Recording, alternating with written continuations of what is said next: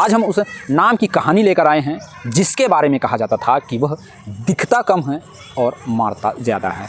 देश की सुरक्षा एजेंसियों में भी जब उसका नाम लिया जाता था तो एक तनाव सा फैल जाता था। माडवी हिडमा, जंगल का सबसे खतरनाक साया। छत्तीसगढ़ से लेकर दंतेवाड़ा, सुकमा और बीजापुर तक हर बड़े नक्सली हमले के पीछे उसका दिमाग, उसकी रणनीति और उसका फैसला होता था। आज हम आपको बताने वाले हैं उसकी पूरी ज़िंदगी, उसका सफ़र, उसका आतंक, उसकी प्रेम कहानी और उसका अंत।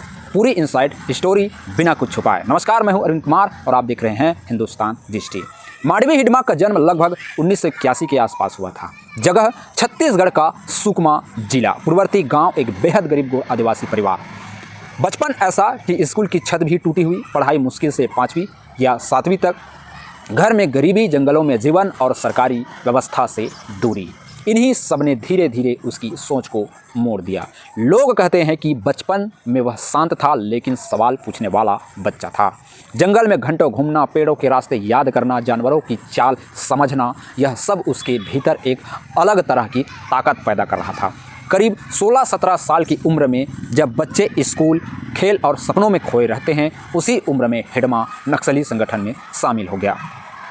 शुरुआत बाल संगठन से हुई जहां बच्चों को गीत सिखाए जाते थे, नारे लगवाए जाते थे और धीरे धीरे उन्हें यह बताया जाता था कि सरकार गलत है, पुलिस दुश्मन है। यही था ब्रेन वॉश की पहली सीढ़ी। संगठन के एजुकेशन कमेटी के लोग उसकी सोच को नए ढंग से गढ़ रहे थे। वर्ग संघर्ष, व्यवस्था से विरोध और जंगल को सरकार से वापस लेने का सपना।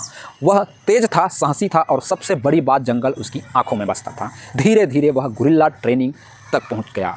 उसने सीखा कि कहाँ घात लगाना है, कैसे हमला करना है, जवान किस रास्ते से गुजरते हैं, कहाँ पैर रखने से आवाज़ आती है और कहाँ नहीं। 2002 तक वह बटालियन एरिया का सक्रिय लड़ाका बन चुका था। 2004 में कोटा एरिया कमेटी का सचिव बना और 2007 में पूरी बटालियन का कमांडर। कहा जाता था कि बस्तर दंडकारंड के 125 से ज़्यादा गांव उसे बिना नक्शे के याद थे। यही उसके आतंक की सबसे बड़ी ताकत थी। अब शुरू हुआ खून का खेल। 2010 का दंतेवाड़ा हमला, जहां 76 CRPF जवान शहीद हुए। देश का सबसे खौफनाक था 2013 का झीरम घाटी हमला, जिसमें कांग्रेस के 33 वरिष्ठ नेता मारे गए। ताड़, मेटला, बुरकापाल, बीजापुर, हर बड़े हमले में एक ही नाम सामने आता रहा, हिडमा। वह सिर्फ हमला नहीं करता था, वह पूरा ऑपरेशन डिज़ाइन करता था। कौन कहाँ खड़ा होगा, किस पेड़ पर स्नाइपर छिपेगा, किस रास्ते में लैंडमाइन दबानी है, उसकी रणनीति इतनी खतरनाक होती थी कि बड़े बड़े अफसर कहते थे हिडमा को पकड़ना मुश्किल नहीं, उसे ढूंढना ही मुश्किल है। हिडमा सिर्फ लड़ाका नहीं था, वह सेंट्रल कमेटी का सदस्य था, यानी माओवादी संगठन का ताकतवर पद। उसके पास 12-15 भरोसेमंद गार्ड्स होते थे। हर सफ़र में रास्ता बदल देता था, कोई पैटर्न नहीं छोड़ता था। कहा जाता है वह 5-6 भाषाएं बोल लेता था, जिसमें हिंदी और अंग्रेजी टूटी फूटी शामिल थी। इसी दौरान उसकी लव स्टोरी भी शुरू हुई।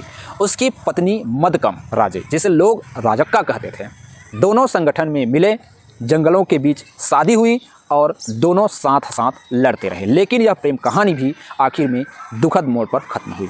अब आते हैं उसके अंत पर। 2025 सुरक्षा एजेंसियों कई साल उससे उसकी तलाश में थी। वह न मोबाइल इस्तेमाल करता था, न रेडियो, यहाँ तक कि रात में टॉर्च तक बहुत कम चलाता था। यह जानकारी मिली, उसकी लोकेशन पकड़ना लगभग असंभव था। लेकिन नवंबर 2025 में पहली बार पक्का इनपुट मिला। ये हिडमा आंध्र प्रदेश के मारेदूनल्ली जंगल में मौजूद है। 18 नवंबर की रात एक साइलेंट ऑपरेशन लॉन्च हुआ। एक रास्ते की घेराबंदी, बिना किसी कम्युनिकेशन, पूरी तैयारी। रात में लंबी मुठभेड़ चली और आखिरकार हिडमा ढेर हो गया।